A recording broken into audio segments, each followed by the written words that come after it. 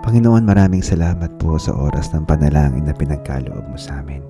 Hinihiling po namin, Panginoon, na kayo po ang magpala at kayo po, Panginoon, ang magbigay ng kagalingan sa mga kaibigan namin at kapatiran na mayroong pinagdadaan ng emosyonal.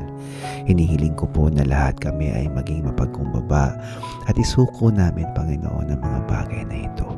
Kayo po, Panginoon, ay patuloy na nag-aalala sa bawat nilalang, Panginoon, na mayroong pinagdadaan ng emosyonal.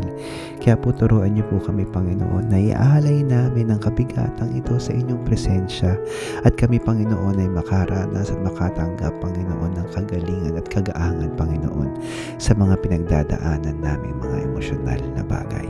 At ang hiling ko po, Panginoon, patuloy na masuko namin sa iyo ang lahat ng mga ito upang kami, Panginoon, ay makaranas ng kapayapaan sa aming kalagitnaan.